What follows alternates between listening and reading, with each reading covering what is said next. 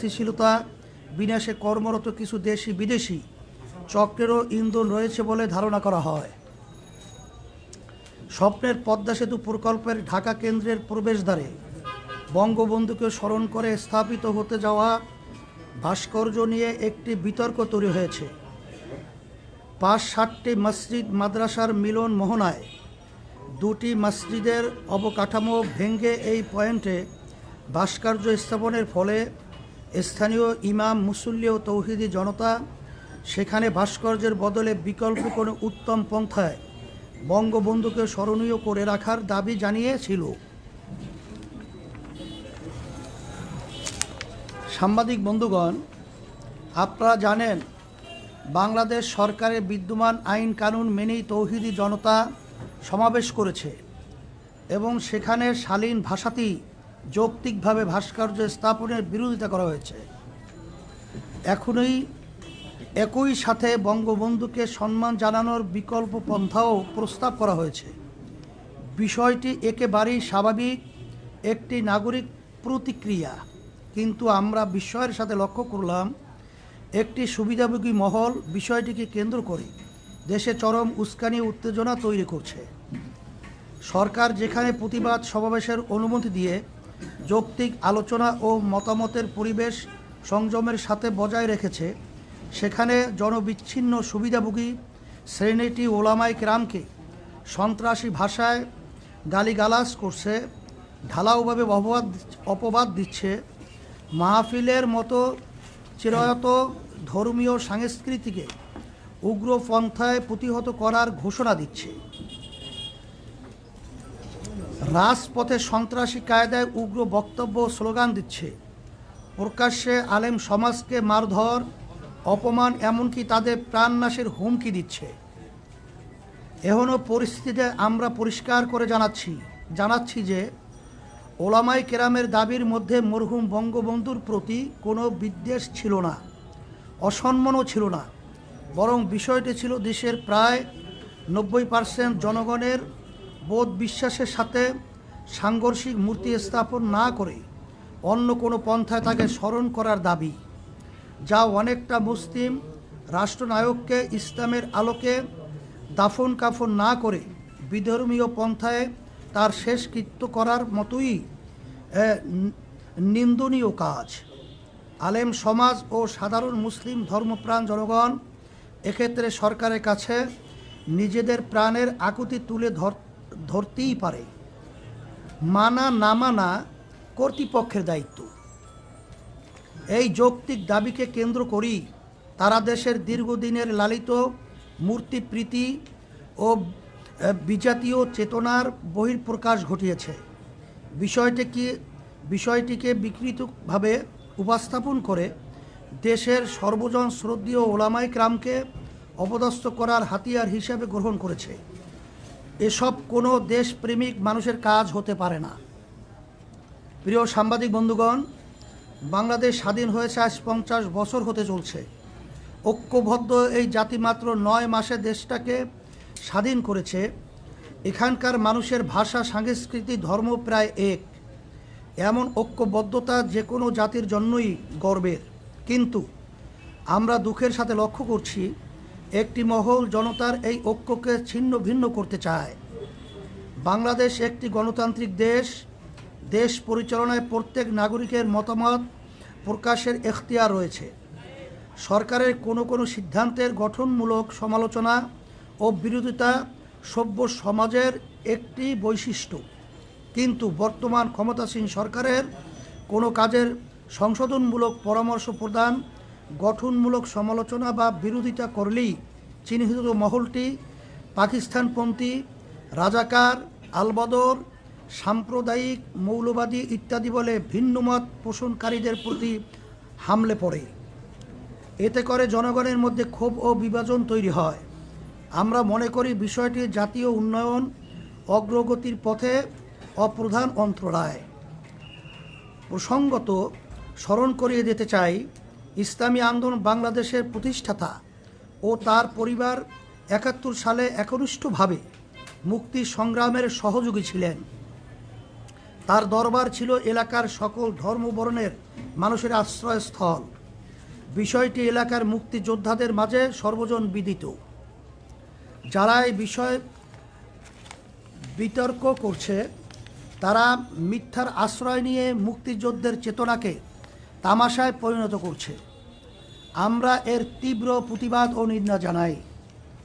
প্রিয় সাংবাদিক বন্ধুগণ, ওলামায়ে কেরাম কোরআন হাদিসের আলোকে তাদের মতামত জানান মাত্র তারা কখনোই কাউকে আইন হাতে তুলে নিতে বলেন না।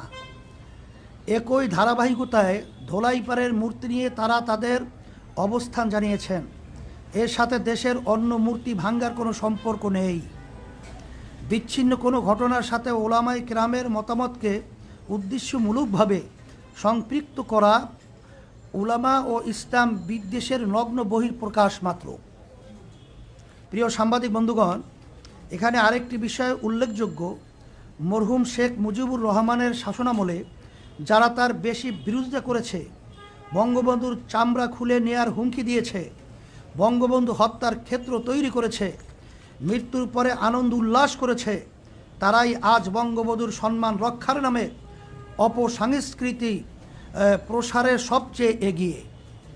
অবস্থার দৃষ্টি মনে হয় এরা বঙ্গবন্ধুর কন্যা ও মূল আওয়ামী লীগের চেয়েও বেশি মুজিব ভক্ত হয়ে গেছে। এখানে মনে হওয়া যৌক্তিক যে বঙ্গবন্ধুর সম্মান তাদের উদ্দেশ্য না, বরং তাওহীদ বিরোধী মূর্তিবাদী আদর্শ বিস্তারই তাদের মুখ্য উদ্দেশ্য, যা এদেশের বৃহত্তর জনগোষ্ঠীর চেতনা বিরোধী। তাছাড়া সরকারের উন্নয়ন বাধাগ্রস্ত করার এবং দেশের সামগ্রিক সম্প্রীতি ও শান্তি শৃঙ্খলা বিনষ্ট করাও তাদের দূরবর্তী লক্ষ্য। প্রিয় সাংবাদিক বন্ধুগণ, ভাস্কর্য মূর্তি ইস্যুতে চরম উস্কানির মুখেও দেশের শান্তি ও স্থিতিশীলতা বজায় রাখার স্বার্থে ইসলামী আন্দোলন বাংলাদেশ সীমাহীন ধৈর্যের পরিচয় দিয়ে এসেছে। কিন্তু এরই মাঝে গতকাল মুক্তিযুদ্ধ মঞ্চ নামের একটি ভুইফোর সংগঠন ইসলামী আন্দোলন বাংলাদেশের সিনিয়র নায়েবে আমির মুফতি সৈয়দ মোহাম্মদ ফয়জুল করিমের নামে একটি জঘন্য মিথ্যা মামলা দায়ের করেছে। সঙ্গে আরও দুইজন বিশিষ্ট আলেম আল্লামা জুনায়েদ বাবুনগরী ও মাওলানা মামুনুল হকের নামেও মিথ্যা মামলা দায়ের করা হয়েছে। আমরা বিষয়টিকে রাজনৈতিক ইস্যু মনে করিনি, যে কারণে ধৈর্যের সাথে পরিস্থিতি পর্যবেক্ষণ করেছি মাত্র। আমরা আমাদের দলীয় ব্যানারে বা কোনো সহযোগী সংগঠনের ব্যানারে কোনো কর্মসূচিও দেইনি। উগ্রবাদী শক্তি ও তাদের উচ্ছৃঙ্খল সহযোগীরা আমাদের নীরবতাকে দুর্বলতা ভেবেছে। আমি সরকারকে এসব অন্যায় সীমালঙ্ঘনকারীদের নিবৃত্ত করার অনুরোধ জানাই ও ক্ষমতাধীন সরকার এবং তাদের সুবিধাভোগী উগ্র সমর্থকদের সতর্ক করে বলতে চাই, এদেশের ধর্মপ্রাণ সাধারণ মুসলমানরা আজ ঐক্যবদ্ধ। শান্তিপ্রিয় ধর্মপ্রাণ মানুষের ধৈর্যেরও একটা সীমা আছে। আমরা অনেক অপমান সহ্য করেছি। সরকার যদি তাদের সুবিধাভোগী উগ্র সমর্থক এবং দেশের বিরুদ্ধে ষড়যন্ত্রকারী শক্তিগুলোর বাড়াবাড়ি ও উস্কানিমূলক কর্মকাণ্ড বন্ধ করতে ব্যর্থ হয়, তাহলে সাধারণ দেশপ্রেমিক জনতা ও ধর্মপ্রাণ মানুষ তাদের বিরুদ্ধে প্রতিরোধ গড়ে তুলতে বাধ্য হবে। প্রিয় সাংবাদিক বন্ধুগণ, মূর্তি বা ভাস্কর্য নিয়ে বিরাজমান পরিস্থিতিকে আমরা দেশ বিরোধী অপশক্তির চক্রান্ত আকারে দেখছি। আমরা মনে করছি ওরা বাংলাদেশের মানুষের ঐক্য বিনষ্ট করে ভিনদেশি এজেন্ডা বাস্তবায়ন করতে চায়, সামাজিক ও ধর্মীয় অস্থিতিশীলতা তৈরি করতে চায়। এ বিষয়টিতে সরকারের অবস্থান নিয়েও আমরা হতাশ। সাধারণ মানুষের নিয়মতান্ত্রিক একটি দাবিকে কেন্দ্র করে যখন কুচক্রী মহল দেশে ওলামাদের বিরুদ্ধে উগ্রতা ছড়াচ্ছে, তখন তারা তা দমন না করে আরও উৎসাহ দিচ্ছে। আমরা মনে করি তাদের এই ভূমিকা বরং বন্ধুকে ছোট করছে, তার সম্মানকে মানুষের চেতনার সাথে সাংঘর্ষিক অবস্থানে ঠেলে দিয়েছে, অথচ এর কোনো দরকার ছিল না। জনগণ মনে করছে সরকার তাদের ব্যর্থতা দুর্নীতি এবং অনিয়ম আড়াল করতেই এই অপকৌশলের আশ্রয় নিয়েছে। পরিশেষে আজকের সংবাদ সম্মেলন থেকে আমরা ইসলামী আন্দোলন বাংলাদেশের সিনিয়র নায়েবে আমির, দেশের বিশিষ্ট রাজনৈতিক ও ধর্মীয় ব্যক্তিত্ব মুফতি সৈয়দ মোহাম্মদ ফয়জুল করিম, আল্লামা জুনায়েদ বাবুনগরী এবং মাওলানা মামুনুল হক এর মিথ্যা মামলা প্রত্যাহারের দাবি জানাচ্ছি। পাশাপাশি যারা দেশের ওলামা সমাজকে এবং সম্মানিত ধর্মীয় ব্যক্তিদেরকে অশালীন ভাষায় গালিগালাজ করে, কটূক্তি করে, ব্যঙ্গ কার্টুন প্রকাশ করে, অপমান অপদস্থ করে, প্রাণনাশের হুমকি দেয়, সংঘাত মারামারি ও মল্লযুদ্ধের আহ্বান জানায়, তাদের বিচারের আওতায় এনে শাস্তির দাবি করছি। আমরা আশা করছি সরকার আমাদের যৌক্তিক দাবি মেনে নিয়ে দেশকে অস্থিতিশীল পরিস্থিতির হাত থেকে রক্ষা করার উদ্যোগ গ্রহণ করবে।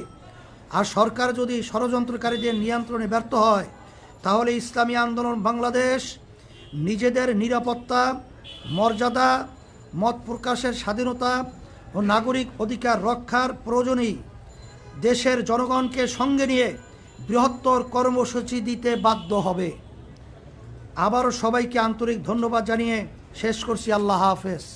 সবাইকে ধন্যবাদ।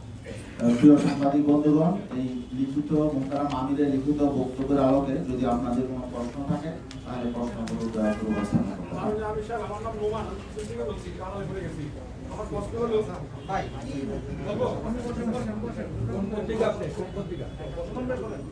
যে আমার প্রশ্ন হলো শেখ মুজিবুর রহমান সাহেব আমাদের সংবিধানের অবিচ্ছেদ্য অংশ বলে সরকার দাবি করছে এবং মনে করছে। আর ভাস্কর্য বিরোধী আন্দোলন যে আপনার কতদিন প্রতিহত করার চেষ্টা করছে, সেটা সংবিধানের স্পষ্ট লঙ্ঘন বলে সরকার দাবি করছে। এই বিষয়ে আপনাদের বক্তব্য কি? আমরা ইসলামী আন্দোলন বাংলাদেশ পরিষ্কারভাবে আমরা আজকে আমাদের লিখিত বক্তব্যে কথাটা পরিষ্কারভাবেই আসছে। তারপরেও যেহেতু আপনি প্রশ্ন করছেন, ইসলামী আন্দোলন বাংলাদেশ আমরা ইসলাম নীতি আদর্শ লালন করি। ভাস্কর্য এবং মূর্তির ব্যাপারে ইসলাম কি সমাধান দিয়েছে, শরিয়াত, কোরআন এবং হাদিস কি সমাধান দিয়েছে, বাংলাদেশের সকল উল্লেখযোগ্য হক্কানি ওলামাই কেরাম একত্রিত হয়ে ইসলামের যে এ ব্যাপারে যে সিদ্ধান্তগুলো তাদের মতামত প্রকাশ করেছে, এটা যদি সংবিধানের সাথে সাংঘর্ষিক আমি মনে করি না। কারণ বাংলাদেশ সরকার তার নির্বাচনের আগে তার নির্বাচনী ইশতেহারে প্রকাশ করেছেন যে সে যদি সরকার যদি গঠন করতে পারে, তারা যদি বিজয় লাভ করে, তারা ইসলাম বিরোধী, শরিয়া বিরোধী কোনো আইন পাশ করবে না। বিধায় তার কথাকেই আমরা সমর্থন হিসাবেই ইসলামের নীতি আদর্শ, ভাস্কর্য, মূর্তি এটার ব্যাপারে কি সিদ্ধান্ত, এটাই আমরা আমাদের ইসলামী দৃষ্টিতে আমাদের মতামত প্রকাশ করেছি। বিষয়টা হচ্ছে কুষ্টিয়াতে মূর্তি ভাঙা হয়েছে। আমি সময় টিভি থেকে বলছি। কুষ্টিয়াতে যে মূর্তি ভাঙা হয়েছে এই বিষয়ে আপনাদের সমর্থন আছে কি নাই? এ ব্যাপারে আমরা পরিষ্কারভাবে আজকে আমাদের লিখিত বক্তব্যে আমরা কথাটা উল্লেখ করেছি যে আমরা শুধুমাত্র ইসলামের দৃষ্টিতে ভাস্কর্য মূর্তির ব্যাপারটা পরিষ্কারভাবে আমরা ইসলামের দৃষ্টিতে মতামত প্রকাশ করেছি। কিন্তু মূর্তি ভাঙ্গা বা কাউকে উস্কিয়ে দেওয়া বা মূর্তি ভাঙ্গার ব্যাপারে কোনো মতামত আমরা প্রকাশ কোনো ওলামায়ে কেরাম করেন নাই, আমরাও করি নাই, এবং আইন শৃঙ্খলা আমরা হাতেও তুলে নিইনি।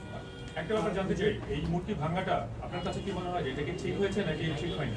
মূর্তি ভাঙ্গার ব্যাপারে আমরা পরিষ্কারভাবে আজকেও বলেছি, যদি এ ধরনের কেউ উদ্দেশ্য প্রণোদিতভাবে এ ধরনের আচরণ করে থাকে, এটা সম্পূর্ণ নিয়ম বহির্ভূত এবং এটা উদ্দেশ্য প্রণোদিত।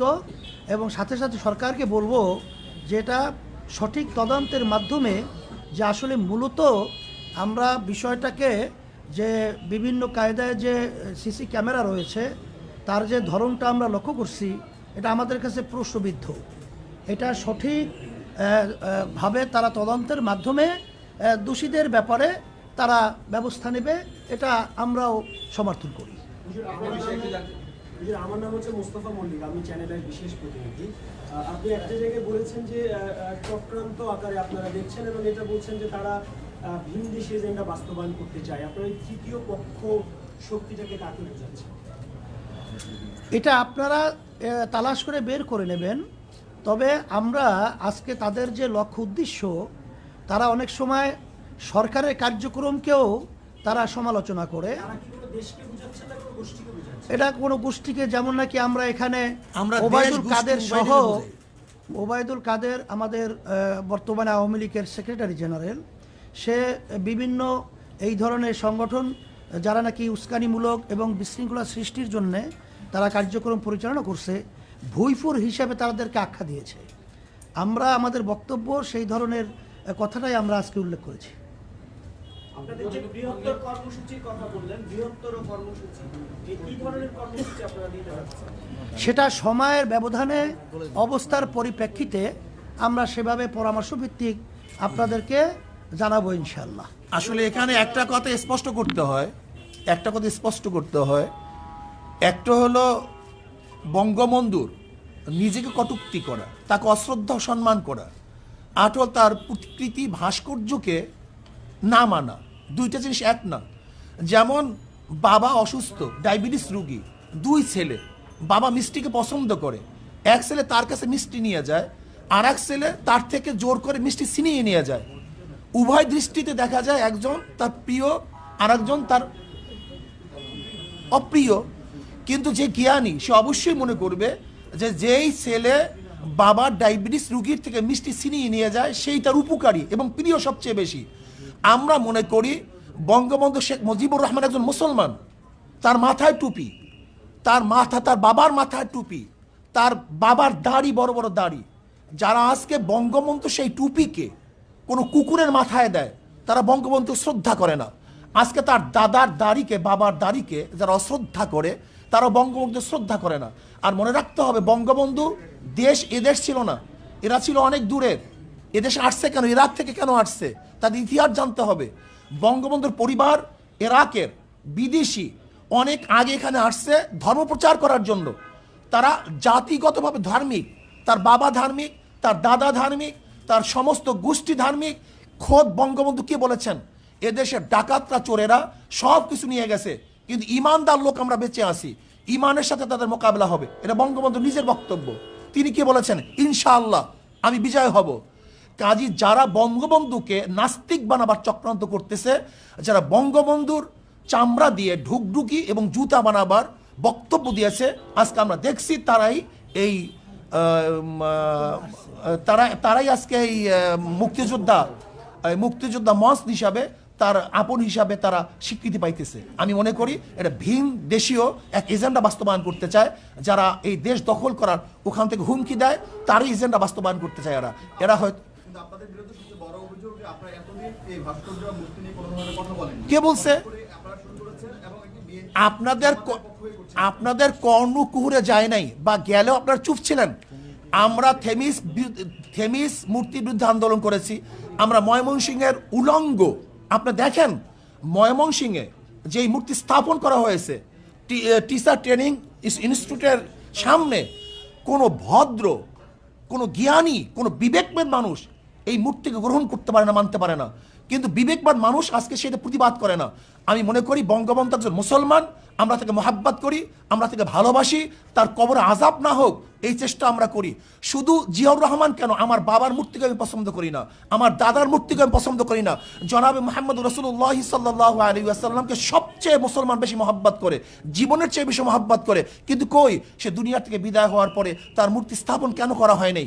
কাজে ইসলামের দৃষ্টিতে ভাস্কর্য স্থাপন করা এরা মহাব্বতের বহিঃপ্রকাশ নয়, বরং যে তাকে মহাব্বত করে, কবরে শান্তি দিতে চায়, তাকে জান্নাতে পৌঁছাতে চায়, সে তার ভাস্কর্য করবে না। যেমন বর্তমান আমাদের মাননীয় প্রাইম মিনিস্টার, তাকে যারা মহাব্বত করে, আমি মনে করি সেও দুনিয়া থেকে বিদায় হওয়ার পরে তার ভাস্কর্য করাটা তার জন্য মহাব্বতের বহিঃপ্রকাশ হবে না, বরং তাকে ঘৃণা প্রকাশ করাই এইটি হবে তার আসল বহিঃপ্রকাশ। রাজনৈতিক কোনো উদ্দেশ্য আছে কিনা? প্রশ্নই আসে না, প্রশ্নই আসে না। এই বিষয়ে একটা ছোট্ট প্রশ্ন। আমি আরাফাত সিদ্দিকী এটি নিউজে কাজ করি। আপনারা বলছেন যে আপনারা সরকারের কাছে আপনাদের বক্তব্য, মুসলমানদের বক্তব্যটা তুলে ধরেছেন, তাদের দাবিটা তুলে ধরেছেন। সেই দাবিটা তুলে ধরতে তো প্রধানমন্ত্রীর কাছে আপনারা সরাসরি যেতে পারতেন, কোনো স্মারক। আমাদের দেশের প্রক্রিয়া এইভাবে, আমাদের দেশের প্রক্রিয়া দাবি, সরকারের কাছে দাবি জানাবার প্রক্রিয়া হলো জনসাধারণকে সামনে নিয়ে তাদের বক্তব্য উপস্থাপন করা। এইটি আমাদের দেশের প্রক্রিয়া, গণতান্ত্রিক রাষ্ট্রের পদ্ধতি প্রক্রিয়া এইভাবেই হয় দাবি জানাবার। আমি ইরশাদ হাসান নিউজ 24 কাজ করি। যে সংগঠনগুলোর কথা বলছেন বা যারা আপনাদের সাথে মামলা করেছেন, তাদের দাবি হচ্ছে যে ভাস্কর্য এবং মূর্তি এক নয়, এবং গেল কয়েকদিন ধরে এই ধরনের বক্তব্য আমরা গণমাধ্যমে পাচ্ছি। তো আসলে আপনাদের কাছে তো দেখেন, আমি একটুখানি এটার সাথে একটু যুক্ত করতে চাই যে সরকার মানে যাদের পক্ষ থেকে মামলাগুলো করা হয়েছে কিংবা যারা এই যে আপনাদের বিরোধিতা করছে, তারা বলার চেষ্টা করছে যে শুধুমাত্র বাংলাদেশেই না, পৃথিবীর বিভিন্ন ইসলামী দেশেও নানান ধরনের ভাস্কর্য তৈরি হয়েছে এবং সেগুলো তাদের ঐতিহ্যকে লালন করছে।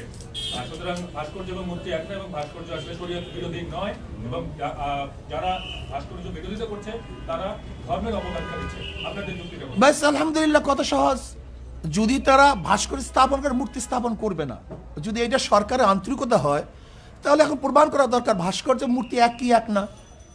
যদি এক না হয় তাহলে দ্বিতীয় প্রশ্ন আসবে, আর যদি এক হয় তাহলে তারা ফিরে আসবে। আমি প্রশ্ন করতে চাই, যারা মূর্তি স্থাপন করে তাদেরকে কি বলা হয়? ভাস্কর বলা হয়। আর যারা ভাস্কর্য স্থাপন করে তাদেরকে বলা হয়, তাদের ভাস্কর বলা হয়। সহজ কথা। মূর্তি স্থাপন, মূর্তি যে বানায় তাকেও ভাস্কর বলা হয়, যে ভাস্কর বানায় তাকেও ভাস্কর বলা হয়। গতকালকেও যে বঙ্গবন্ধুর যে কুষ্টিয়ায় মূর্তি ভাঙা হয়েছে, বা আপনারা যেটা বলেন ভাস্কর্য ভাঙা হয়েছে, কলকাতার অনলাইন পত্রিকায় নিউজ হয়েছে যে বাংলাদেশে বঙ্গবন্ধুর মূর্তি ভাঙায় নিয়ে উত্তেজনা তৈরি হয়েছে। এবং কলকাতা আনন্দবাজার পত্রিকা সহ অনেক পত্রিকার আমাদের কাছে রেফারেন্স আছে যে সেখানে মহাত্মা গান্ধীর যে ভাস্কর্য এটাকে মূর্তি বলা হয়েছে, এবং লেনিনের যে ভাস্কর্য এটাকে মূর্তি বলা হয়েছে, বিবিসিতে বলা হয়েছে। লেনিনের 100 বছর পূর্তিতে আনন্দবাজার সেটা সম্পাদকীয় করেছে, তাই না? এবং সেই যে বিভিন্ন জাদুঘরে প্রিয়াঙ্কা চোপড়া এবং এই যে শ্রীদেবী, তাদের মূর্তি স্থাপন করা হয়েছে, এটাকে মূর্তি বলা হয়েছে। তো পূজা করে না কেউ, তো ভাস্কর্য। শোনো, স্পষ্ট ইসলামের দৃষ্টিতে আমি পরিষ্কারভাবে বলতে চাই, একটা হলো ভাস্কর্য বা মূর্তি স্থাপন করা, আর সেটাকে পূজা করা। যদি কেউ মূর্তিকে পূজা করে সেটা শিরক হবে, আর স্থাপন করে হারাম হবে, নাজায়েজ হবে। যেমন কেউ যদি মদ পান করে হারাম হবে, কেউ যদি জায়েজ মনে করে বেঈমান হবে, কুফুর হবে। কেউ নামাজ না পড়লে ফাসেক হবে, কেউ অস্বীকার করলে কাফের হবে।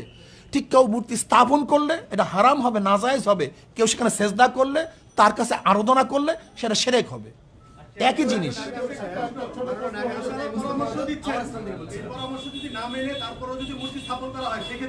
ব্যাস, আমরা তো বলছি আমরা সচেতন করব। আইন শৃঙ্খলা আমরা হাতে তুলি নাই।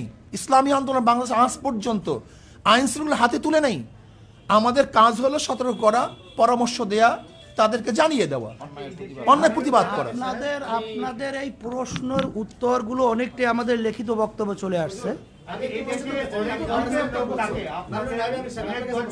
জি জি জি। প্রশ্নটি হলো যে ভাস্কর্য ভাঙ্গার আন্দোলন নিয়ে বা বর্তমানে কিছু বক্তব্যকে ঘিরে দেশের 3 জন আলেমের নামে রাষ্ট্রদ্রোহ মামলা হয়েছে, সেখানে আপনিও আছেন। এই বিষয়টা এখানে এসেছে। আমার প্রশ্ন হলো, রাষ্ট্রদ্রোহী মামলা হয়েছে আপনার নামে, আপনার প্রতিক্রিয়া কি ব্যক্তিগতভাবে? আসলে রাষ্ট্রদ্রোহ মামলা হয় নাই, প্রক্রিয়া আছে। রাষ্ট্রদ্রোহ মামলা হওয়ার জন্য যে পদ্ধতি পন্থা, সেটা তার প্রক্রিয়া আছে। আমি মনে করি এটা আমাদের উপর অবিচার করা হয়েছে। আমরা রাষ্ট্রদ্রোহ কোনো কাজ করি নাই, বরং যদি এই মামলা আমাদের বিরুদ্ধে হয় তাহলে আমি মনে করবো অবৈধভাবে আমাদের উপর জুলুম করা হয়েছে। সরকার আমাদের জুলুম করছে, এবং জনগণের কাছে আমরা এটা উপস্থাপন করব, জনগণ এই বিচার করবে। আচ্ছা, এই দেশে অনেক ধর্মের লোক বসবাস করে, ইসলাম ধর্মের বাইরেও অনেক লোক, কিন্তু আপনাদের এইসব যারা অনেক সময় তাদের ধর্মীয় বিধান অনুযায়ী মূর্তিকে তারা হয়তো পূজা করে, তো আপনাদের এই বক্তব্যের পরে যে বাংলাদেশের যে একটা অসম্প্রদায়ের চরিত্র, সেটা কি কোনো রকম আঘাত আসবে কিনা, কিংবা অন্য ধর্মের প্রতি প্রশ্নই আসে না। আমাদের আজকে বক্তব্য আপনি শুনছেন, ইসলামের নীতি আদর্শ এবং দৃষ্টি, এটা আমরা পরিষ্কার বলছি। কোনো ধর্মের উপরে, তাদের কার্যক্রমের উপরে ইসলাম কোনো জিনিস চাপিয়ে দিয়ে বাধ্য করা হয় নাই। এটা পরিষ্কার আমাদের আজকে বক্তব্য লেখা। শ্রদ্ধাভাজন আমার সাংবাদিক বন্ধুগণ, যদি ইসলাম মূর্তি ভাঙ্গার আদর্শ লালন করত, বিজাতীয়দের মূর্তি যারা পূজা করে লালন করত, তাহলে পাক উপমহাদেশে 800, 750 বা 900 বছর পর্যন্ত মুসলমান শাসক হওয়া সত্ত্বেও এদেশে মূর্তি থাকে কিভাবে? কিন্তু কোনো মূর্তি তো ভাঙ্গা হয়নি। হুজুর, আপনি ভাস্কর্যের যে ব্যাখ্যাটা দিয়েছেন, ভাস্কর্যে যদি প্রাণীর ছবি থাকে তাহলে সেটাই তো আসলে ইসলামের জন্য হারাম। এবং সেই সঙ্গে আপনাদের বক্তব্যে চিত্রকর যারা ছবি আঁকেন তারাও তো আসলে হারাম কাজ করছেন, তারাও তো আসলে নিকৃষ্টতম জায়গায় লিপ্ত হবে। তো আমার প্রশ্ন যে বঙ্গবন্ধুর অনেক দিন ধরে তো চিত্রাঙ্কন প্রতিযোগিতা হচ্ছে, বঙ্গবন্ধুর ছবি আঁকা হচ্ছে, আপনারা তো আচ্ছা আমি একটা কথা বলি, আমরা তো বলছি শোনে আসলে না, আমরা বলছি আগেই এর প্রতিবাদ আমরা আগেই করছি। হুট করে হলো কিভাবে? এদেশে হাজারো খুন হয়েছে, কিন্তু সিনহা খুন হওয়ার পরে সেটা আলোচনায় চলে আসছে। এদেশে হাজারো ধর্ষণ হয়েছে, কিন্তু লক্ষ্মীপুরে ধর্ষণ হওয়ার পরে আলোচনায় চলে আসছে। এদেশে হাজারো খুন হয়েছে, আবরার হত্যা হওয়ার পরে সেটা আলোচনায় চলে আসছে। কাজী সব জিনিস সবসময় আলোচনা আসে না। কিন্তু আমি প্রশ্ন করতে চাই, শুধু একটা কথা বলতে চাই যে আজকে যারা আলেমদের বিরুদ্ধে অপবাদ দিচ্ছে, এদের চরিত্র কি? ধর্ষণের সেঞ্চুরি এরা পালন করছে। যারা ধর্ষণের সেঞ্চুরি পালন করছে তারা আলেমের বিরুদ্ধে অপবাদ দিচ্ছে। যাদের ট্রাঙ্কের মধ্যে বাচ্চা পাওয়া যায় তারা আলেমদের বিরুদ্ধে অপবাদ দিচ্ছে। যারা ধর্ষণ করাবার হাজার মানুষকে হত্যা করছে, আমাদের মা বোনদেরকে হত্যা করেছে, তারা আজকে আলেমদের বিরুদ্ধে চরিত্রে অপবাদ দিচ্ছে। আমি মনে করি চালন যদি সুইকে বলে তোর পিছনে ছিদ্র, এইটা সেই অবস্থায় বুঝতে। যারা এদেশে ধর্ষণ, লুট, তরাস, খুন, গুম যারা সেঞ্চুরি পালন করছে তারা আজকে আমাদেরকে বলতেছে আমরা দেশদ্রোহী, আমাদেরকে মল্লযুদ্ধের জন্য আহ্বান করতেছে।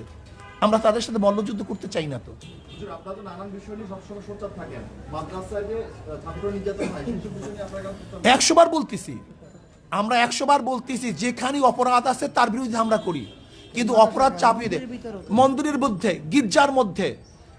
শুধু তাই না, আজকে দেখেন আপনি যে আমরা তো এইটার প্রতিবাদ করি, বরং যারা এইটার সমকামীর আইন পাশ করার জন্য যারা বারবার উত্থাপন করছে আমরা তাদের বিরোধিতা করছি। কাজে এইটার বিরোধিতা আমরা।